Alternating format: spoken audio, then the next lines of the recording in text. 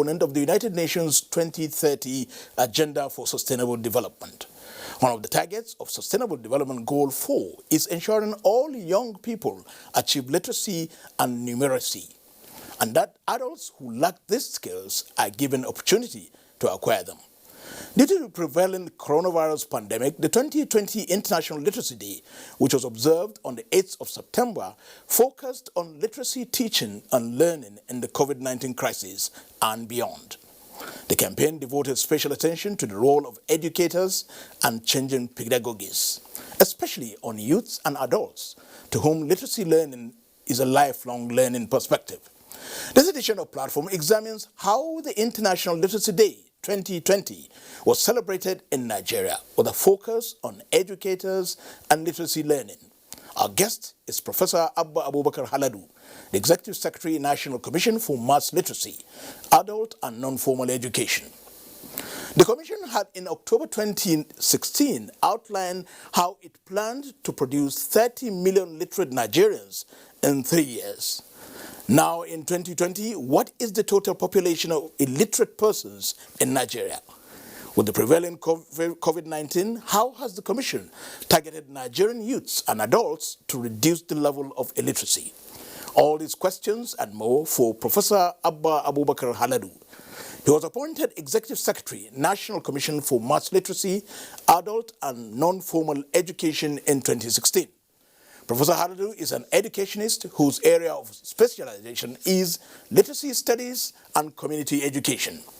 Until his appointment in 2016, Professor Abubakar Haladu was a professor at the Department of Adult Education and Community Services, Bayero University, Kano. In 2020, he was Pioneer Dean, Faculty of Education, Jigawa State University. Professor Abubakar Haladu, Executive Secretary, National Commission for Mass Literacy, Adult and Non-Formal Education. Welcome to Platform. Thank you for having me. As usual, on the panelist corner, we have Rashida Olagunju, Head of NTA's Education Desk. Thank you for having me. Professor Abubakar Haladu, welcome once again. Let's begin from the beginning. Right. Who is an illiterate? And how do you calculate illiteracy? And how does literacy improve life? Well, your first question, who is an illiterate, is a person who is unable to read and write in any language, simply. Read and write in any language? Yeah, unable. The person who is unable to read and write in any language is considered an illiterate person. But that appears a little bit controversial to me, and because there are people who don't understand English, and the fact that they don't understand English, people think they're illiterate. No, it's not about a particular language. Any language that a person can read and write, that person is considered a literate person. And whereas a person cannot read and write in any language, is then considered an illiterate person. It doesn't matter the language. Could be English, Arabic, French, Hausa, Igbo, Yoruba, any language. So which means we need to change the narrative about this, because most people believe that once you can't read or write English, in English, you are not illiterate. No, absolutely not. It's not about English. For instance, you get quite a number of people, even in Europe, who cannot write English because they have a different language, and they have advanced in even areas of science and technology. So it's not about English, it's not about French, it's not about German. Any language that somebody can read and write is considered a literate person. And whereas somebody cannot read and write in any language, then is considered an illiterate person. So which means by the time you can calculate illiteracy, in Nigeria particularly, it means the level of those considered illiterate will reduce drastically. Well, you know, we follow certain ways to arrive at the figures sometimes from surveys, from population census, etc., etc., to arrive at the number of people who are illiterate or who are illiterate in a country, for instance. So, well, of course, if you consider a number of people, for instance, either from the northern part of the country or from the southwestern part of the country, who could read and write, say, in Arabic, or could read and write in Ajami form of writing, then they are considered literate. Ajami is a form of Arabic writing. It's Arabic characters that are used in local languages to write. So we have that in the Hausa language, and probably you could also get that in other languages, using the Arabic characters to write in local languages is what is called Ajami. So whoever can be able to read and write in using such characters is considered literate. So probably the fact that people think it is only when you can read and write in English that you are called a literate person, no, I think is not correct. So it can be any language, like we said. Whether that could reduce the number of the illiterate or the non-literate, I think is another thing to look at. Well, as a commission and as a professional, how do you begin to calculate illiteracy? Well, like I said, surveys are used, census are used where people are asked, for instance, can you be able to read or write your name or simple sentences, for instance? And the response of the respondents do give a clue as to whether such people could read and write or not. So the 2006 census figures, for instance, or the various statistics received from the United UIS, you find that they give a clue as to the number of non-literate people in Nigeria in particular. Yeah, the 2006 you just mentioned gave the percentage of non-literate persons as at 46%. Yeah. At that time, Nigeria's population was 140 million. Yeah. That's a huge yeah, absolutely. number. It is quite a big number. What can we extrapolate now? We're in 2020. Well, the estimate is that there are over 60 million youth and adults in Nigeria who cannot read and write. And of course, in addition to the over 10 million out-of-school children. So it is quite a big number and quite a source of worry. There's a large gap between the state in Nigeria considered to have the highest literacy and that of the lowest. What do you think is responsible for this? Well, quite a number of factors are responsible for the varying literacy levels across the regions of the country. For instance, the early introduction of Western education in the western and southern part of the country is quite a factor in that respect. Or because of certain cultural reasons for people not to initially accept Western education in the northern part of the country, for instance, might have been responsible for the low literacy level, among other factors, of course, like poverty, which are also linked to the inadequate education in the northern part of the country, for instance, in comparison to the southern part of the country. Then why celebrate the International Literacy Day? Because we mentioned in the introduction the United Nations came up with the idea and declared 8th of September annually as the International Literacy Day, and this started in 1965. So far, why do you think that day was set aside, and what has been the benefits?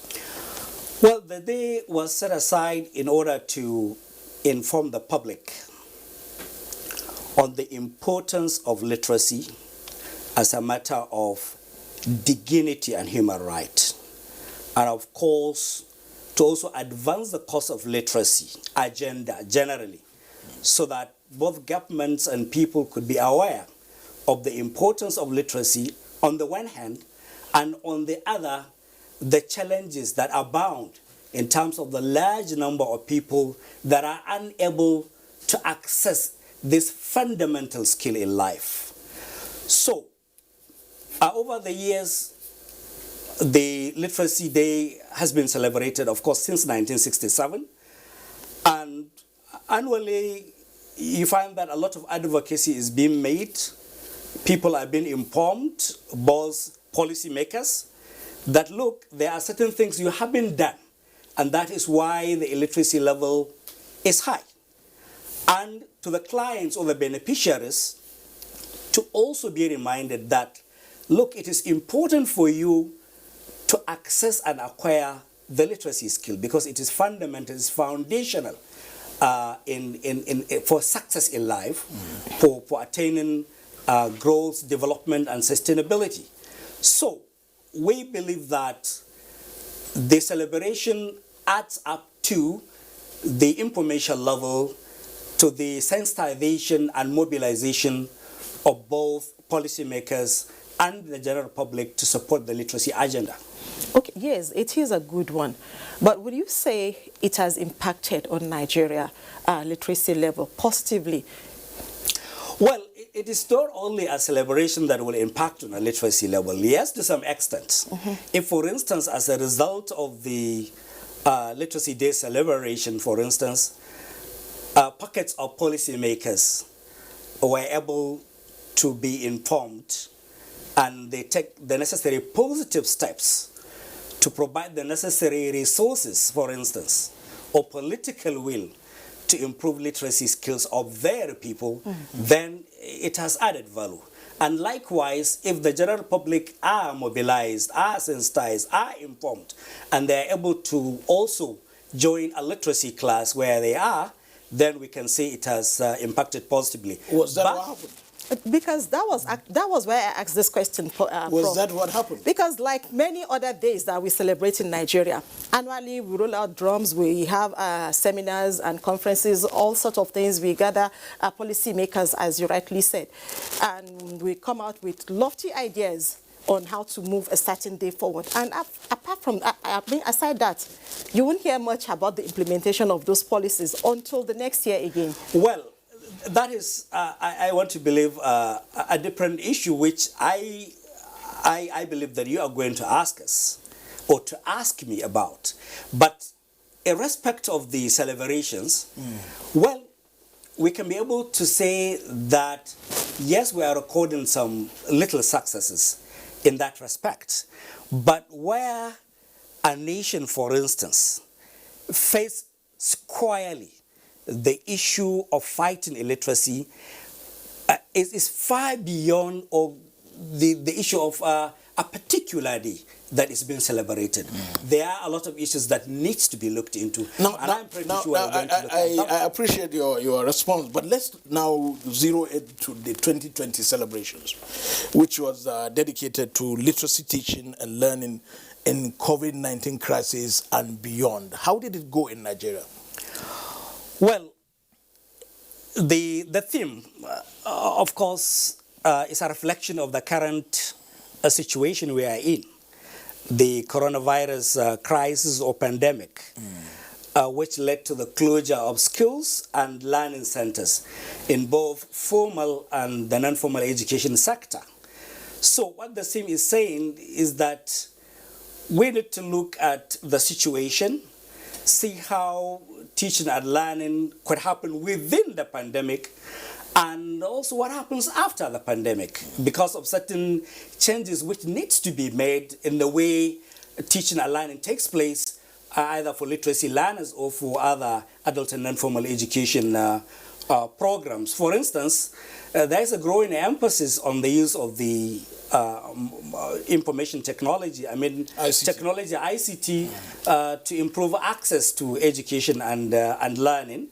And of course, how teachers themselves can be able to actually know and get skilled about using the modern technology in teaching, as well as how governments can provide the necessary facilities and equipment that will improve access to knowledge by the clients.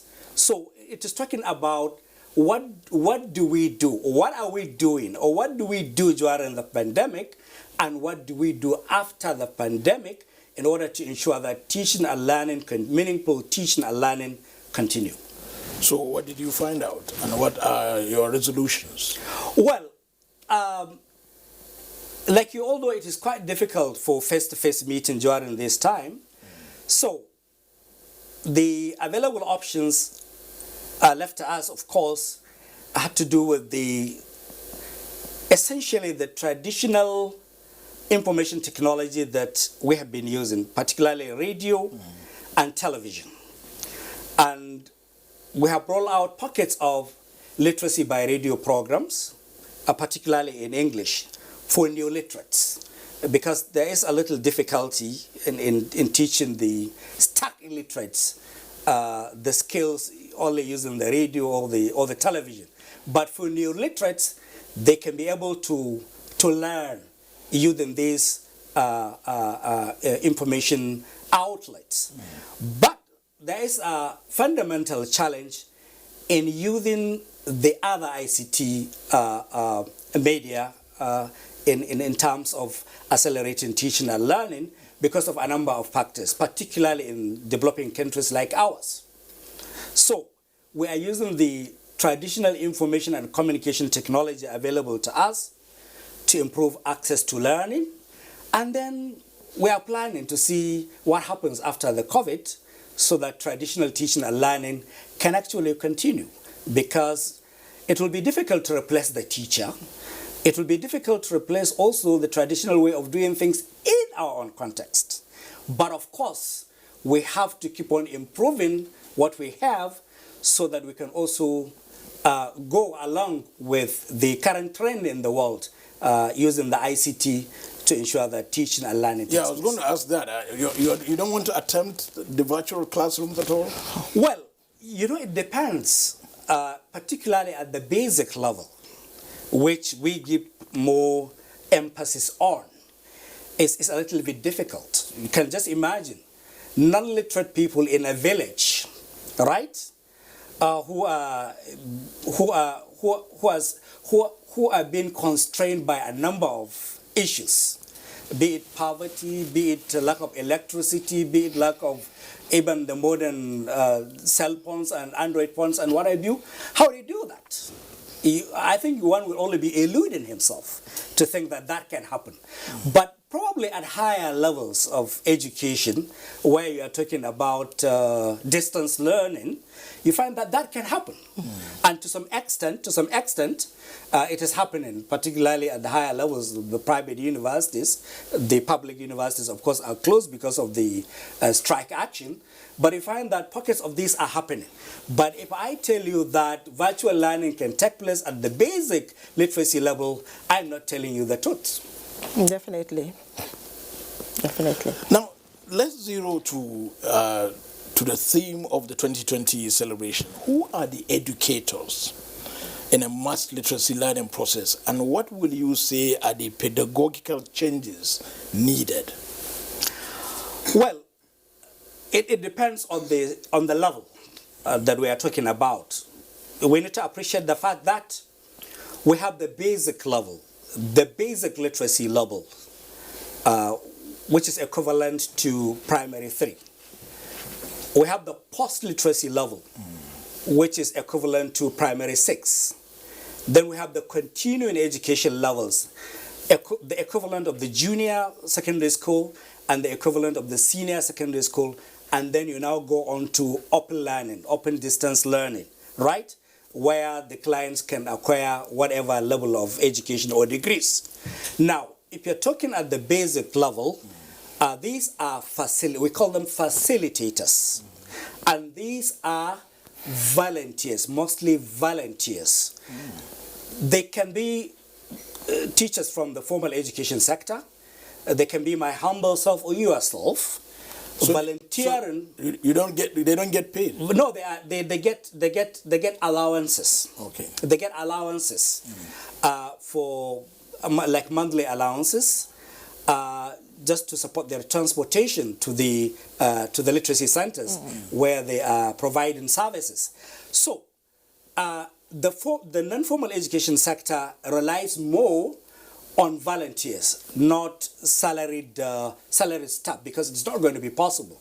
So these are facilitators, and they require training in the methods of teaching adults, because they need to understand the characteristics of youth and adults that they are teaching.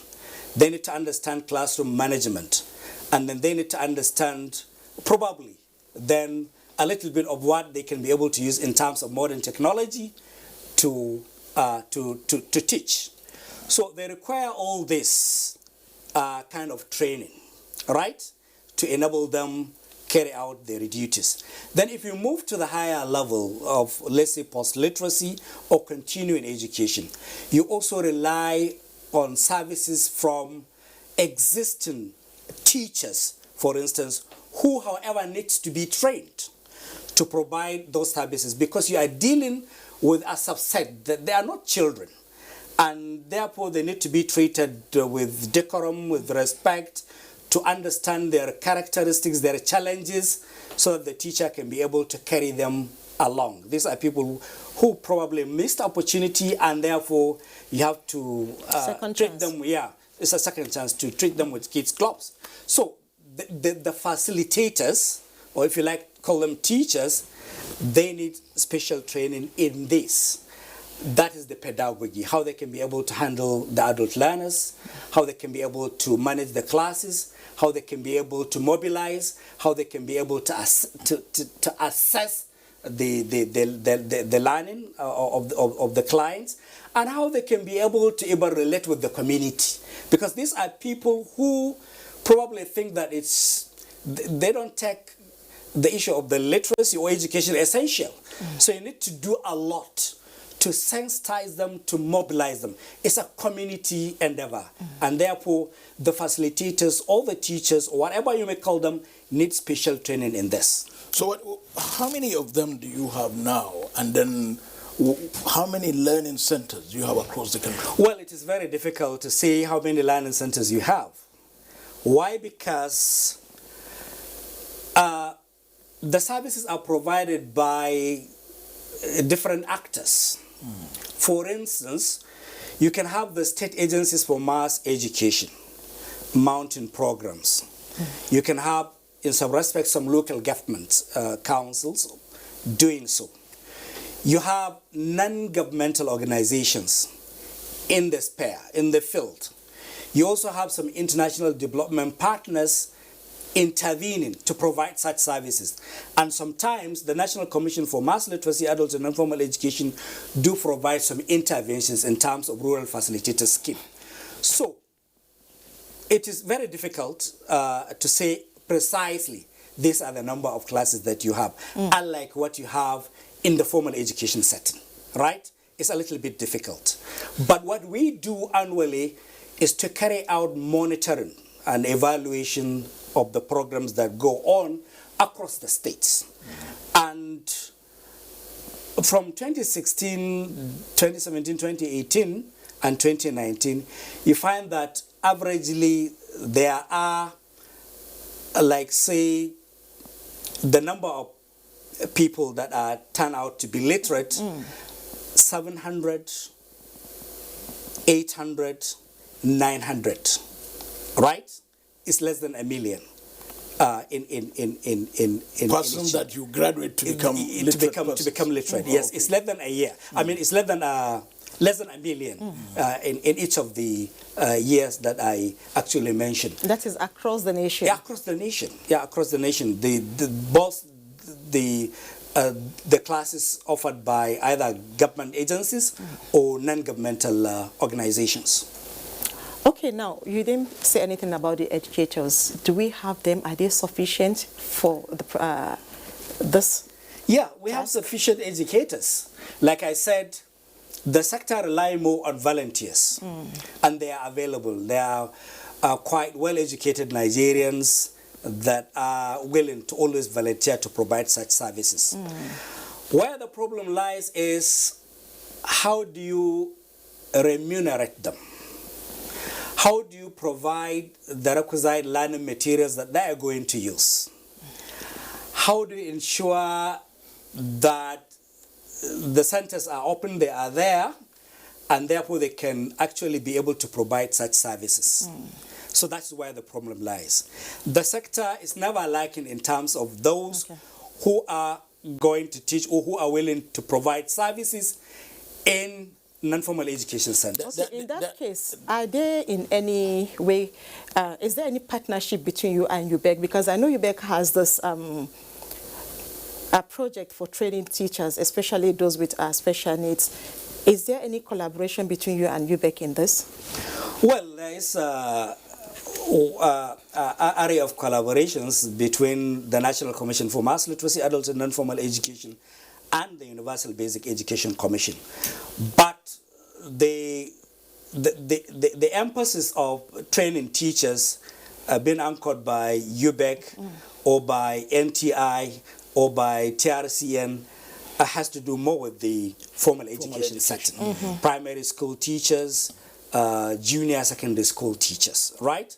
But we do collaborate, we exchange ideas, and we receive also some support from the Universal Basic Education Commission, which enables us to develop some training materials or provide some training for the facilitators in the non-formal education sector. Let's dwell a little bit on the educators. I understand there are two distinct groupings within the educators. The non-governmental organizations, I understand, have grouped themselves into an association of literacy support services, and then you have the NYSC Literacy Volunteer Corps. What is the extent of support and that you get from these two distinct groupings? Well, the one single umbrella, for instance, which of course even the NYSC Volunteer Corps should be part of, is the NOGALS, that is Non-Governmental Association for Literacy Support Services. It's an umbrella of all NGOs that are active in the non-formal education sector. And they have offices in most of the states of the Federation, if not all. And they try to ensure that the class is being operated by non-governmental organizations and volunteers operating within the confines of the rules and regulations either provided by the National Commission or by the NOGALS itself, and that wherever some support is provided, they link these their state chapters to ensure that they receive such kind of support, and to ensure that there is also synergy between the non-governmental organizations and the state agencies for mass education working together to promote the adult and non-formal education subsector. So they are key, because like I said earlier on, most of the services are provided also by the non-governmental organizations, and therefore they are providing quite substantial services in making people literate in Nigeria. So on the whole, you don't have an idea as to the percentage of support that these key NGOs give your commission? Well, you know, it's not something you can quantify. Providing services is not like providing naira and kobo or dollar. It's not something you can quantify. But like I said earlier on, the classes they operate, we monitor them and we collect data on them. So they are providing quite significant services in those areas that I mentioned earlier on, in all the levels of the adult and non-formal education. Now, you assumed duty in 2016 as the executive secretary. Now, let's go to, because I'm aware in the media, I read in the media, before you came in, your predecessor had a lot of challenges. The commission itself went down and all that. Since you came in, what strategies have you developed to first and foremost functionally make the commission effective, and at the same time develop to eradicate illiteracy across the country? Yeah, well, it has not been easy, but we have made what I can call substantial progress. I focused attention on four main areas. One, and that is the most fundamental, is developing the requisite learning materials in the sector. We have been able to develop exactly 51 pieces of materials, teaching and learning materials, ranging from policy guideline document, operational plan for a national mass literacy program, communication policy guideline, primers in English and the 3 major Nigerian languages, curriculum in English and the 3 major Nigerian languages, code of conduct for non-formal education centers in English and the 3 major Nigerian languages, and further reading materials, 6 each, in 6 thematic areas in English and the 3 major Nigerian languages. Some of them have already been developed and produced. Some we are about finalizing their development, and it is my hope that before the year runs out, the Honorable Minister for Education will launch these materials because they are fundamental in the task of eradicating illiteracy in the country. That is number one. Number two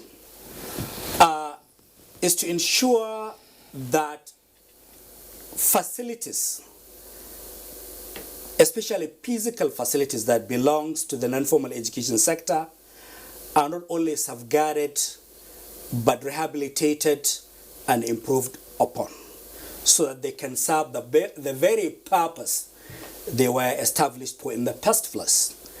And in this respect too, we have made significant progress. For instance, the National Center for Adult Education in Kano, which even predates the commission, yes. Have been quite in a bad shape. But we have tried in the last 4 years to improve the physical facilities there, and I hope one day you will go and see it. And we have already developed a curriculum that will enable the commission to provide short and medium short courses and medium courses also for facilitators and other practitioners in adult and non-formal education sector, and hoping that the impact will even go beyond Nigeria. And I'm pretty sure in a year to come, all these courses will actually come up, and then we can be able to adequately train lower and mid-level personnel for eradicating illiteracy in Nigeria and the development of the non-formal education sector. We have other facilities like the MENA Vocational Resource Center, which we are currently also renovating. And there are 13 community learning centers that are established in 2 each in the geopolitical zones and the Federal Capital Territory. And plans are underway to ensure that they are fully functional so that they can serve the purpose they were established for. And there are other facilities also which we are also trying to actually upgrade and ensure that they are working. Thirdly, we met a situation whereby we have a relatively large number of staff employed those days, and which we need to put them to work. And this requires us to open state offices, which hitherto are non-existent. We only have zonal offices, 1 in each of the geopolitical zones. It has not been easy, but we are on it. So far we have set up state offices in about 10 states, including Kano, Jigawa, Yobe, FCT, Niger, Kogi, Akwa Ibom, and we have a regional center also in Owerri that we are trying to ensure that it is also fully functional. So we are hoping that probably in some months to come, we will have state offices in all the states of the Federation, and therefore the staff of the commission can now spearhead whatever effort that is being put in place for the eradication of illiteracy and the development of the non-formal education sector in the country. Fourthly, we tried to bring together the various stakeholders in the non-formal education sector, which is very important. And over the years, we have been having meetings, some training programs, and carried out some advocacy visits to some state governors, for instance, to ensure that they buy into the agenda of ensuring that they support the mass literacy, adult and non-formal education sector in their respective states. So the coming together, the rejuvenation of the relationship between the commission and other stakeholders, just like the NOGAs we mentioned, like the Nigerian National Council for Adult Education, NNCAE, the veterans in the non-formal education sector, we have all been working together. And I'm optimistic that what we have done over the years will galvanize into something coming from the government in that respect. What of support from international bodies like UNESCO, UNICEF? Well, we have also been working with international development partners who have come to be intervening also in the sphere of non-formal education in consideration of the large number of out-of-school children and the youth who are unable to read and write. So USAID, DFID, UNICEF, UNESCO, we have all been working together. However, and of course the World Bank too, although we don't have a direct support from the World Bank, but they are also assisting with the BESDA program, which also relates to us in terms of bringing out-of-school children into learning centers. The only challenge we have with the various development partners is the fact that the arrangement that they have made, the MOU that they have signed with the federal government, which was in 2015 before we came in, allow them to go to states directly and intervene. And they therefore sometimes consultation with you. Yes, skip the responsible federal agencies. And at the end of it all, you find that sustainability is actually lacking in the projects and programs that they execute. So of course, we have been calling on them to do the right thing. Come through the relevant federal agencies, let us synergize our activities so that there can be more progress. So that as they are pulling out, we can take ownership. We can take over. For instance, you find a development partner intervening in the non-formal education sector, developing a learning material on its own. And you find another one also developing a learning material on its own. And I say, why don't all of us come together and develop a single learning material that will serve the whole purpose? Because we are all targeting the same client. But so you find that there is duplication and there is wastages. And therefore, this is something that, of course, we have to continue to talk about. To exchange, to exchange. But if I may say so, opinions so that we can you all could go on the review same the page. MOU with these international bodies through the Federal Ministry of Education that you are responsible to. Well, like I said, this was done before we came in. So probably in the next phase of signing such MOUs, I'm pretty sure the development partners will do the right thing. Because usually they have their lifespan. Yeah, they have their lifespan. And we have to... Yeah, exactly. Now, Professor, let me bring you back to this issue. The presenter read out in his opening that women somehow are leading the table when it comes to illiteracy.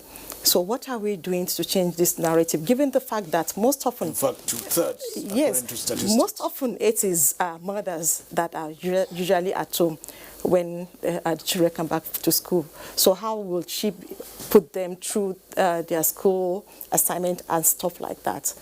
Yeah, in most development indices in Nigeria, and of course in most of the third world, developing countries, you find that women are at the receiving end, either in terms of illiteracy, either in terms of poverty, either in terms of other aspects that relate to maternal mortality, etc., etc. So it is quite a big challenge. And we all see literacy as a panacea to some of the challenges that women are actually facing. The issue is, how do we extend the literacy education to the women who are who are majority in the illiteracy ladder, and this gets back to the access, the availability of the interventions, which rests majorly with the state governments and the local governments, because it's basic education. Ideally, the federal government should only be concerned with providing some policy guidelines, curriculum, learning materials, but not and coordination, but not directly going to open classes and what have you. But you find that most of the states and the local governments have actually fallen short in terms of providing literacy education to the people, partly because they are overwhelmed by the challenges in the formal education sector itself, and partly because they are yet to appreciate the importance and the potency of literacy education in changing the narratives in terms of the multifarious development challenges that we have. I think that's part of it majorly. They are yet to appreciate. They do not probably know. Of course, you often hear a number of state governors linking the issue of insecurity and poverty to illiteracy. But the question is, what have they done in order to change the situation? So the issue of providing access to literacy education is one of the biggest challenges of Nigeria as a nation, because it is only when people are literate, then they can be knowledgeable, then they can be skilled, then they can be productive, then they can ensure growth and development. Whatever programs that are being put in place by governments, either at the level of states or the federal government, insofar as significant proportion of the Nigerian population remain illiterate and unskilled, these programs are unlikely to succeed. And more fundamentally is the fact that we are assuming an enviable position of becoming the third most populous country in the world in the next 3 decades. How do we go? How do we assume this position and think that we can be able to make a headway when a very significant proportion of our population remain illiterate? So this is a big challenge. Go ahead. Now, the question is, if the state governments and the local governments are unable to assume the responsibility that they are vested with, that they should, then it becomes now a burden on the federal government to do the needful, because whatever problems that come up or come out as a result of the illiteracy challenge, it is the federal government that bear the brunt of it all.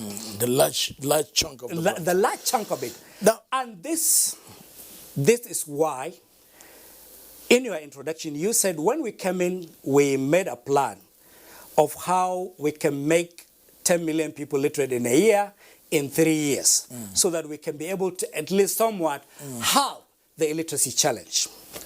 Now, it is a big challenge, and therefore we will continue. And from the figures you gave, you are making barely 1 million. Yeah. So we will continue to appeal to the federal government, particularly, Mr. President, that illiteracy is a big challenge in Nigeria, which affects peace, prosperity, and sustainable development. It is illiteracy that gives birth to insecurity, to poverty, and other social vices. And you find that, interestingly, the present administration have rolled out a number of social investment programs. And what is lacking in these social investment programs is the ability of the federal government to head-on attack or fight illiteracy, which will itself go a long way in ensuring that the social investment policies actually work. Because it is about the beneficiaries have to understand.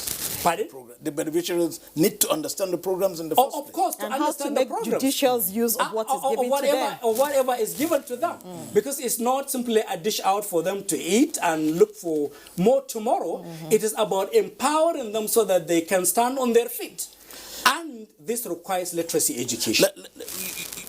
I appreciate your responses, but let's very quickly look at the methodology that the Commission had used over the years. Each one, teach one. Fund the teaching of one.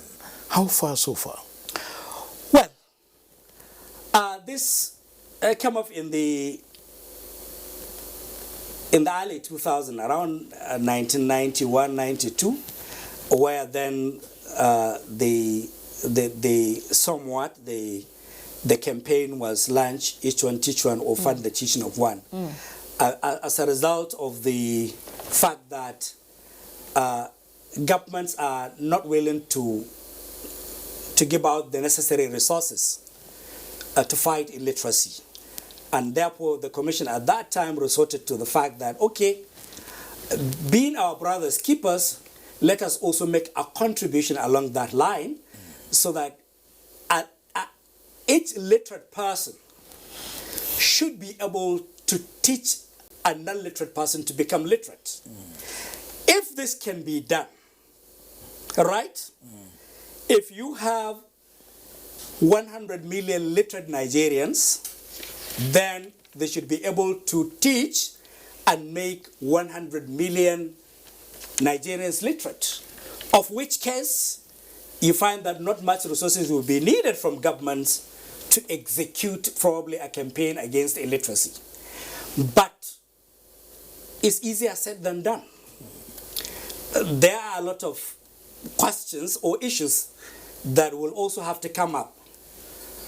Who provides the learning materials? Because it's not about you and me. I want to teach you. There must be learning materials. Who provides that? As we round off the discussion, is that methodology still relevant? It is relevant at all times. And that we will continue to sensitize and mobilize Nigerians to ensure that they provide such services and they support one another. And in addition to that, Prof, I don't know, while we were growing up, while I was growing up, there used to be this system then. We have teachers coming into certain area, and the women in that area that are literate, they will gather in the evening for teaching. So also in the market places. What actually happened to that? No, all these are going on in the various programs that have been provided by the actors, state agencies, non-governmental organizations. Some of the programs are taking place in the markets. Some of the programs are taking place in public schools. Some of the programs are taking place in palaces of chiefs. Why I'm asking this question is because then they even go into the core areas of like the city centers in Kano State then, where women are not allowed to come out to learn. They meet them right in their compound. Like I said, these programs are still going on. The problem has to do with the... You know Rashida is now in the urban center, so she doesn't know. Yeah, the problem has to do with... That's not the case. See, the problem has to do with this. There are about 70 million Nigerians that are in need of such services, whereas we are only able to provide, let's say, for 10 million. You find that you may not. The gap is still there. That brings us back to the issue of the educators. Yeah, the gap. So they are not sufficient. No, it's not about educators. It's not about educators. It's about, for instance, a number of things are needed. You need the educator, what you call the educator or the facilitator, right? He needs to be given some allowances. Who pay for that? Rashidat? No. Right. Certainly. Prof, we may have to leave it there because our time is really Yeah, but I need to make an appeal. Go ahead. Yeah. My appeal is this. Like I said earlier on, illiteracy is a big challenge for Nigeria's development. And of course, aspiration to become one of the 20 sound economies in the world in the next 3 decades. So my appeal is to the highest level. And I'm appealing to Mr. President through the Honorable Minister for Education that the non-formal education sector needs a massive support from Mr. President. It requires his political will so that he can lead the nation for the crusade or fight against illiteracy. And this requires the launching of a campaign against illiteracy, which should target at least 10 million learners each year in the next 3 years, so that by the time this administration comes to an end in 2023, we will have halved the number of non-literate Nigerians. And this will go significantly in ensuring peace, prosperity, and sustainable development. And I am optimistic, and I repeat, I am optimistic once Mr. President is briefed on this or get fully informed about it, he will do the needful. Thank you. Professor Abubakar Haladu, I think Mr. President is someone who listens. Absolutely. So thank you so much for that appeal, and you have made the appeal at the right place in the sense that this is a platform that is viewed and watched all over, and we hope that the necessary and the relevant people will do the needful. Yeah. Thank you so much for the insights, Thank you your very much. thoughts, Thank and you. your recommendations. Thank you very much.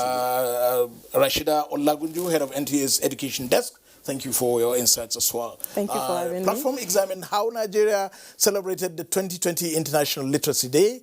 It was observed on the 8th of September 2020 with a focus on educators and literacy learning.